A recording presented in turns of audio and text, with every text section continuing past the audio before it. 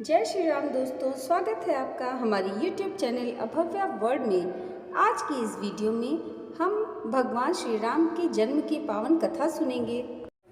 रामायण और रामचरितमानस हमारे पवित्र ग्रंथ हैं। तुलसी जी ने श्री राम को ईश्वर मानकर रामचरितमानस की रचना की है, किंतु आदि कवि वाल्मीकि ने अपने रामायण में श्री राम को मनुष्य ही माना है।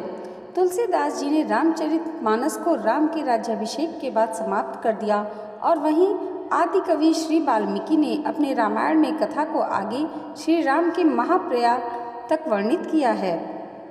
महाराज दशरथ ने पुत्र प्राप्ति हेतु यज्ञ आरंभ करने की ठानी। महाराज की आज्ञानुसार श्यामकर्ण घोड़ा चतुरंगिनी सेना के साथ छुड़वा दिया गया। महाराज दशरथ ने समस्त मनस्वी, तपस्वी, विद्वान, ऋषि मुनियों तथा वेद विज्ञ प्रकांड पंडितों को यज्ञ संपन्न कराने के लिए बुलावा भेज दिया।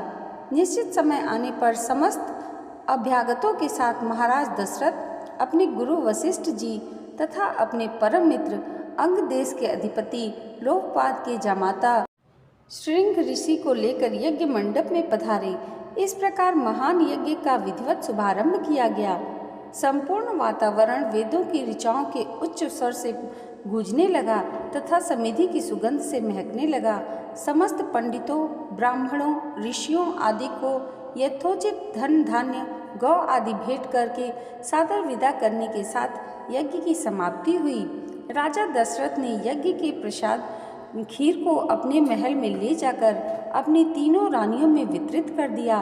प्रसाद ग्रहण करने के परिणाम स्वरूप तीनों रानियों ने गर्भ धारण किया।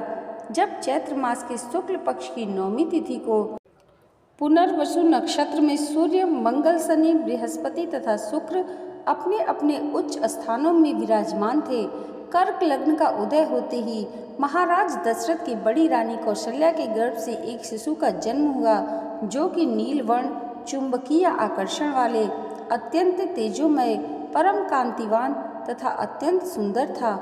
उस शिशु को देखने वाले देखते रह जाते थे।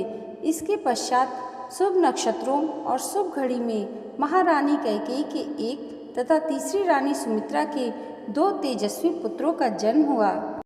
संपूर्ण राज्य में आनंद मनाया जाने लगा। महाराज के 4 पुत्रों के जन्म के उल्लास में गंधर्व गान करने लगे और अप्सराएं नृत्य करने लगी। देवता अपने विमानों में बैठकर पुष्प वर्षा करने लगे। महाराज ने उन्मुक्त हस्त से राजद्वार पर आए भाट, चारण तथा आशीर्वाद देने वाले ब्राह्मणों और याचकों को दान दक्षिणा दी। पुरस्कार में प्रजाजनों को धन धान्य तथा दरबारियों को रत्न आभूषण प्रदान किए गए। चारों पुत्रों का नामकरण संस्कार महर्षि वशिष्ठ के द्वारा किया गया तथा उनके नाम रामचंद्र, भरत, लक्ष्मण और शत्रुघ्न रखे गए। आयु बढ़ने के साथ ही साथ रामचंद्र गुणों में भी अपने भाइयों से आगे बढ़ने तथा प्रजा में अत्यंत लोकप्रिय होने लगे। उनमें अत्यंत विलक्षण प्रतिभा थी, जिसके परिणाम स्वरूप अल्पकाल में ही वे समस्त विषयों में पारंगत हो गए।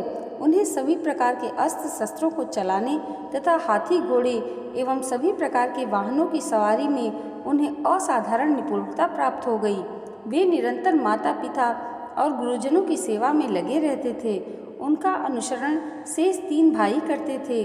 गुरुजनों के प्रति जितना श्रद्धा भक्ति इन चारों भाइयों में थी, उतना ही उनमें परस्पर प्रेम और सौहार्द भी था। महाराज दशरथ का हृदय अपने चारों पुत्रों को देखकर गर्व और आनंद से भर उठता था।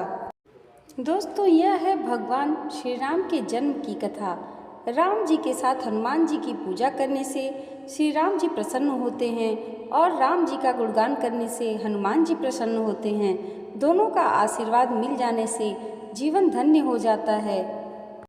आज की यह वीडियो अगर आपको अच्छी लगी हो तो कमेंट बॉक्स में जय श्री राम लिखना मत भूलिएगा और इसे लाइक और हमारे चैनल को सब्सक्राइब भी ज़रूर कीजिएगा। आप सभी को हमारी तरफ से रामनवमी की हार्दिक शुभकामनाएं। जय श्री राम।